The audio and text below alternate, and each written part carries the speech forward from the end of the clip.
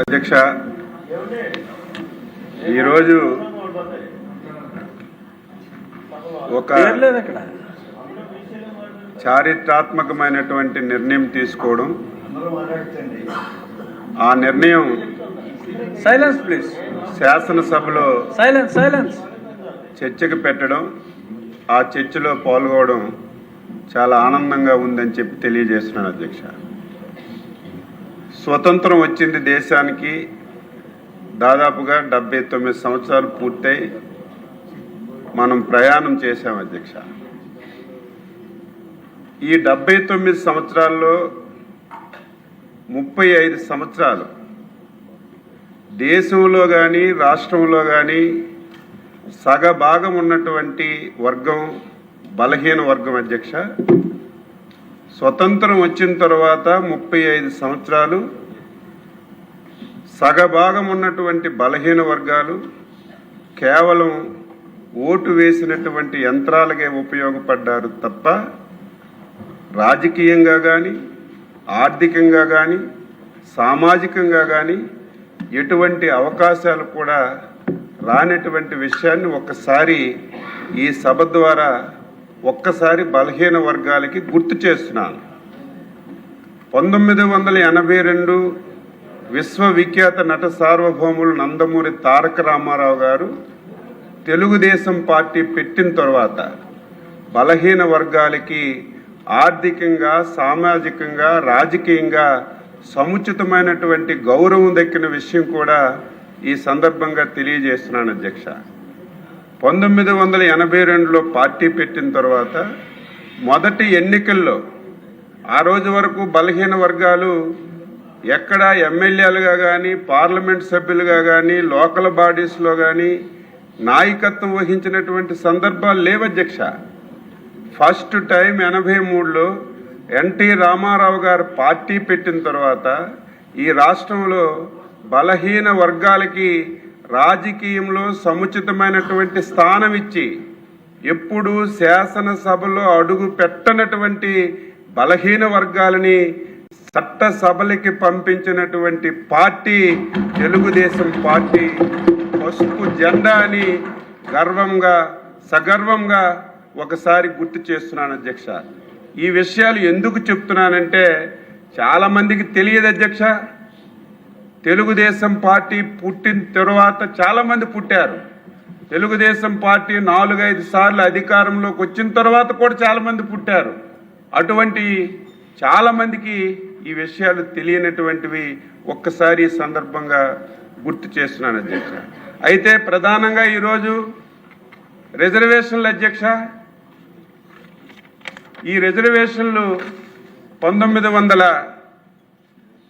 1987వ సంవత్సరంలో మొట్టమొదటిసారి ఎన్టీ రామారావు గారు స్థానిక సంస్థల్లో బలహీన వర్గాలకి రిజర్వేషన్లు కల్పిస్తే స్థానిక ప్రభుత్వాల్లో అవకాశం ఉంటే బలహీన వర్గాలు అన్ని విధాలా ముందుకొస్తారని చెప్పి 20% రిజర్వేషన్లు ఇచ్చినటువంటి ఘనత ఎన్టీ రామారావు గారికి తెలుగుదేశం పార్టీకి దక్కిందని చెప్పి ఈ సందర్భంగా తెలియజేస్తున్నాను. కాలక్రమేణా 1995లో మన నాయకులు మన ముఖ్యమంత్రి శ్రీ నారా చంద్రబాబు నాయుడు గారు రాష్ట్రానికి ముఖ్యమంత్రిగా బాధ్యతలు తీసుకున్న తర్వాత 1995లో అధ్యక్ష ఒక చట్టాన్ని తీసుకొచ్చి 20% ఉన్నటువంటి బీసీ రిజర్వేషన్ని 34% తీసుకొచ్చినటువంటి ఘనత మన నాయకులు మన ముఖ్యమంత్రి శ్రీ నారా చంద్రబాబు నాయుడు గారికి దక్కుతుందని చెప్పి ఈ సందర్భంగా తెలియజేస్తున్నాను అధ్యక్ష. 1994 నుంచి 2020 వరకు అధ్యక్ష ఏ ఎన్నికలు జరిగినా ఏ సందర్భంలో కూడా ఎక్కడ ఎటువంటి ఇబ్బంది లేకుండా 34% రిజర్వేషన్లతో ఇటు గ్రామ పంచాయతీల్లో మండల పరిషత్తుల్లో జిల్లా పరిషత్తుల్లో రిజర్వేషన్లు ఇచ్చి బలహీన వర్గాలకి రాజకీయంగా అవకాశం ఇచ్చాం అధ్యక్ష. అదేవిధంగా మున్సిపాలిటీల్లో 33.1 రిజర్వేషన్లు ఇచ్చి ముందుకు సాగించాం అధ్యక్ష. 2019లో నేను ఎప్పుడు మాట్లాడినా చెప్తాను, ఎవడేమనుకున్నా ఒక దుర్మార్గుడు ఈ రాష్ట్రానికి ముఖ్యమంత్రిగా వచ్చారు. ఆయన రావడం ఈ రాష్ట్రానికి చెనిపట్టింది. బలహీన వర్గాలకి 5 సంవత్సరాల్లో సంక్షేమం ఇవ్వకపోయినా పర్వాలేదు, అభివృద్ధి చేయకపోయినా పర్వాలేదు, ఏ విషయంలో సహకారం అందించకపోయినా పర్వాలేదు అధ్యక్ష. స్వాతంత్ర భారతదేశంలో మొట్టమొదటిసారి ఆయన అధికారంలోకి వచ్చిన తర్వాత బలహీన వర్గాల మీద దమనకాండ చేశారు అధ్యక్ష.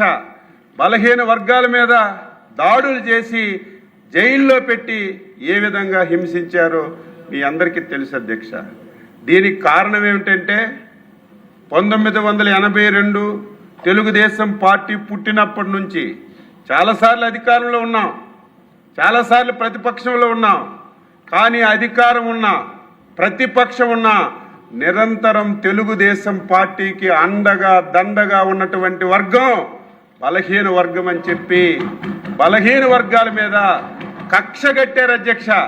ఆ రోజు రాజశేఖర్ రెడ్డి కానీ నిన్న గొడ్డల పార్టీ అధ్యక్షుడు కానీ కక్ష కట్టి ఏ విధంగా ఇబ్బంది పెట్టారో మనందరం కూడా చూసాం అధ్యక్ష. అందులో భాగంగానే 2019 అధ్యక్ష ఎలక్షన్లు వచ్చాయి. లోకల్ బాడీస్కి 34% రిజర్వేషన్లు ఉన్నాయి. ఏదో నేను బలహీన వర్గాలకి మేలు చేస్తున్నాను, నేను కూడా బలహీన వర్గాల్లో కలిసిపోవాలి, బలహీన వర్గాలు ఎప్పుడూ తెలుగుదేశం పార్టీకి అండగా ఉంటుందని చెప్పి 34% నుంచి రిజర్వేషన్స్ పెంచి ఒక జీవో కూడా ఇచ్చారు అధ్యక్ష. ఎంత దుర్మార్గంగా మోసం చేశారో ఈ సభ ద్వారా రాష్ట్రంలో ఉన్నటువంటి బీసీలకి ఒకసారి నేను తెలియజేస్తున్నాను. ఒక చట్టంలో 34% రిజర్వేషన్లు ఉండేటప్పుడు నువ్వు రిజర్వేషన్లు బీసీలకి పెంచేటప్పుడు ఆ చట్టాన్ని సవరణ చేయాలి అధ్యక్ష. ఆ చట్టంలో మార్పు తీసుకురావాలి. కనీసం ఆ రోజున్న పరిస్థితిలో మాకు తెలుసుకోవడానికి కూడా అవకాశం లేదు అధ్యక్ష.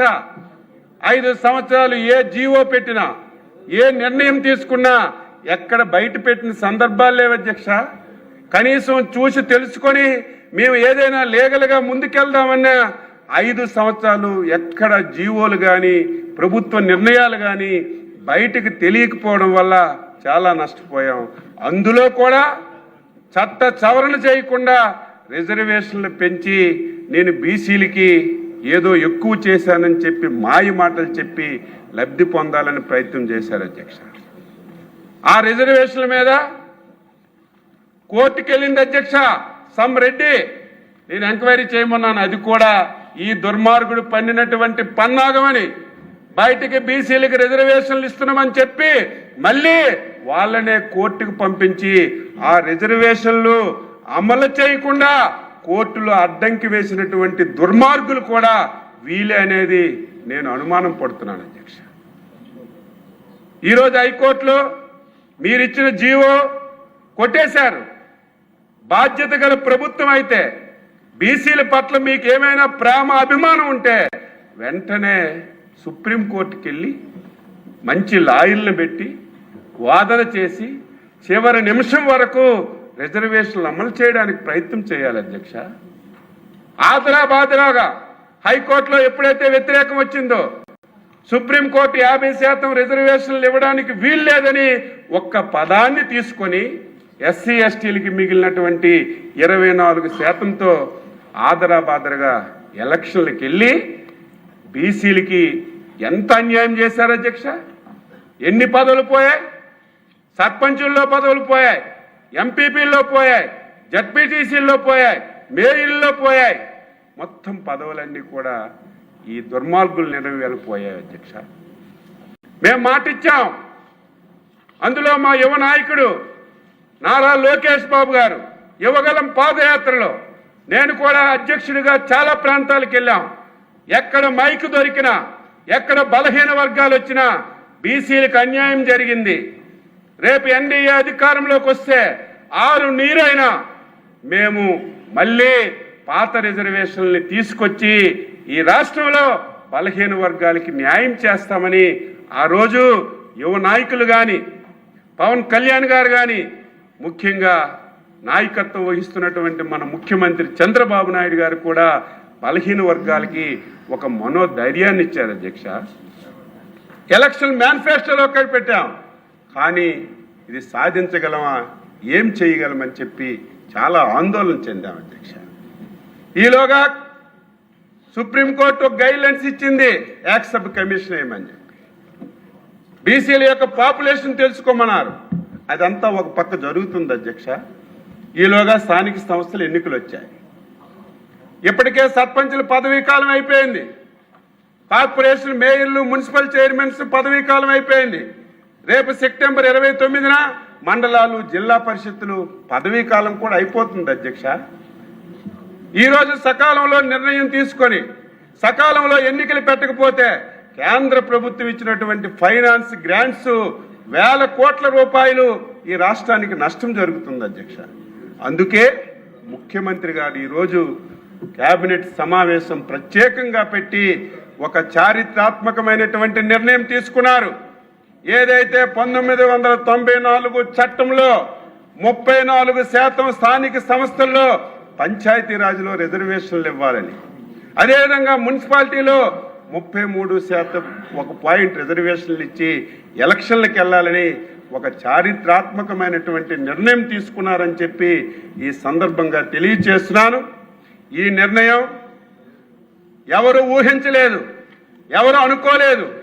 మళ్ళీ బలహీన వర్గాలకి ఈ రిజర్వేషన్స్ వచ్చి రేపు మాకు ఇన్ని పదవులు వస్తాయని ఎవరు కూడా ఊహించలేదు అధ్యక్ష. ఈరోజు ముఖ్యమంత్రి గారు ఆ నిర్ణయం తీసుకోవడం చాలా ఆనందంగా ఉంది, చాలా సంతోషంగా ఉంది.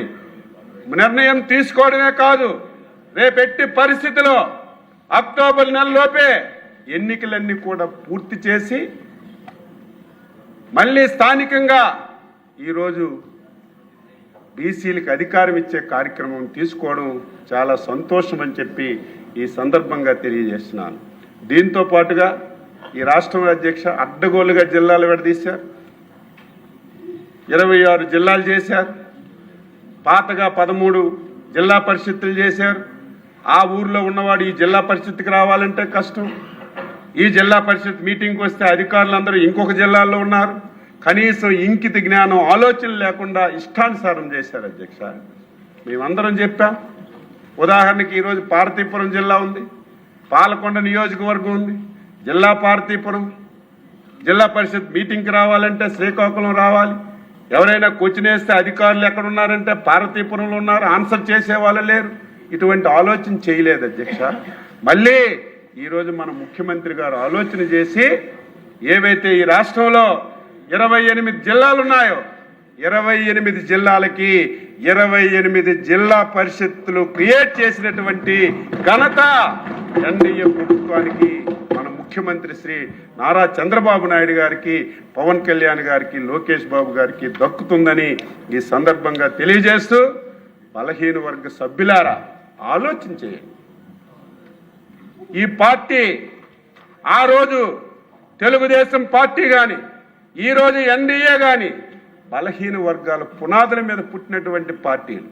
అనునిత్యం ఏదో అధికారంలో ఉంటే బలహీన వర్గాల మీద మాట్లాడటం కాదు, అధికారం ఉన్నా లేకపోయినా బలహీన వర్గాల కష్ట సుఖాల్లో పాలు పంచుకుంటున్నటువంటి పార్టీలు తెలుగుదేశం, ఎన్డీఏ ప్రభుత్వాలు. కాబట్టి ఇప్పటికైనా ఆ మోసగాడి యొక్క మోసాన్ని తెలుసుకొని, కొంతమంది ఇంకా కావాలని, ఇంకా కొంతమంది ఆ ముసుగులో ఉండి కొంతమంది కావాలని ప్రయత్నం చేస్తున్నారు.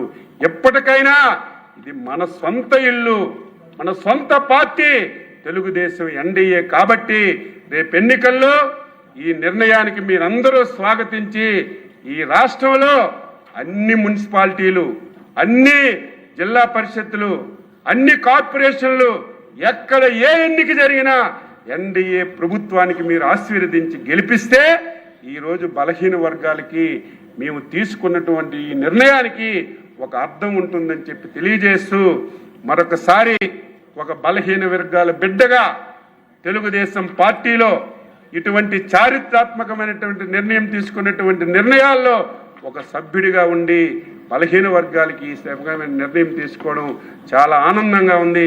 మరొకసారి రాష్ట్రంలో ఉన్నటువంటి బలహీన వర్గాల తరపున ముఖ్యమంత్రి చంద్రబాబు నాయుడు గారికి, ఉప ముఖ్యమంత్రి శ్రీ పవన్ కళ్యాణ్ గారికి, మా యువ నాయకులు నారా లోకేష్ బాబు గారికి మనస్ఫూర్తిగా శుభాకాంక్షలు, అభినందనలు తెలియజేస్తూ ఈ అవకాశం కల్పించిన మీకు ధన్యవాదాలు తెలియజేస్తూ సెలవు తీసుకుంటున్నాం. జై హింద్.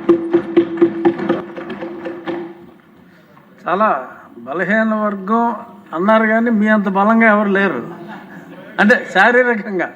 పొల్లు రవీంద్ర గారు. సార్, అధ్యక్ష ధన్యవాదాలు అధ్యక్ష. బలహీన వర్గాల